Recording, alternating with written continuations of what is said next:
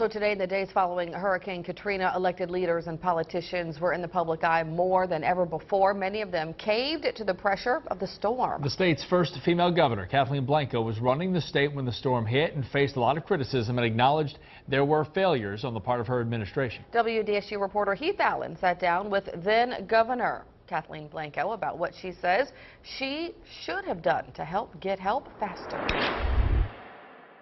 It had to be so frustrating, especially right around the storm, knowing the need and just not being able to get what you needed. FEMA had been able to deliver the buses that Mike Brown told me he had the ability to get instantly.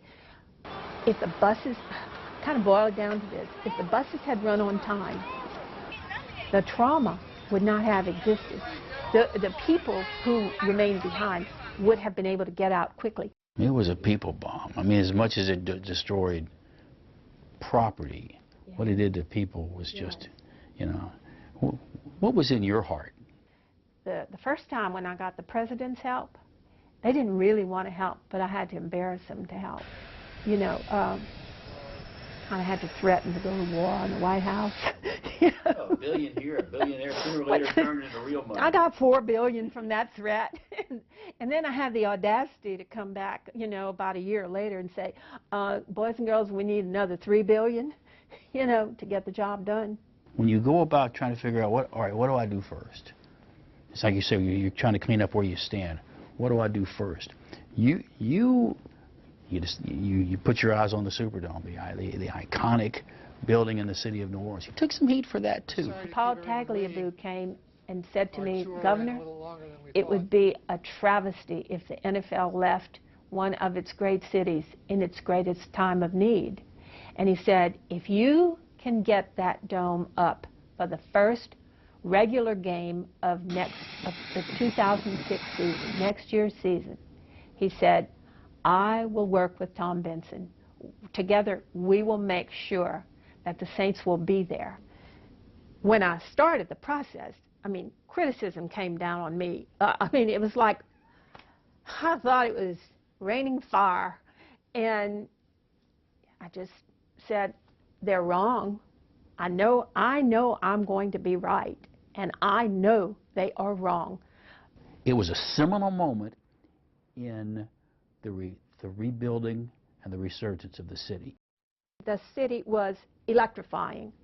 There was so much positive energy, and that there, and I knew then, I'm going, oh, this is a good day.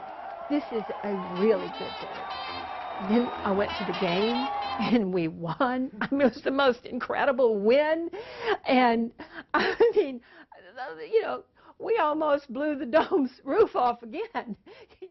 You said, you were saying a second ago, you left the house in order. I left the house in perfect order. I couldn't do any more. We had a balanced budget from the state of Louisiana every year. I left enormous surpluses. I stashed money into funds that were supposed to be used for very strong, big initiatives. And I left Bobby Jindal a surplus of nearly $1 billion by the first count. And as it turned out, it turned out to be quite a bit more, closer to $2 billion. What triggers the emotion in you when you think about it?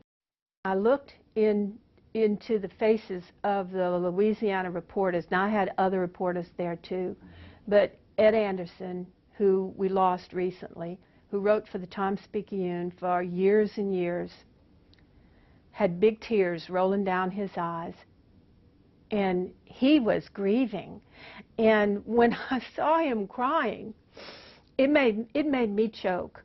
I had to stop because my voice started quavering. I don't cry easily, but you know, big tragedies bring tears, and that whole experience was just like the time I lost my job. I truly began to equate life with light. You see things in a different way. And then, over time, I saw sparks of light beginning to shine as electrical systems came back up, and people were able to move back in. And there were little beacons of light, until now we're all back up.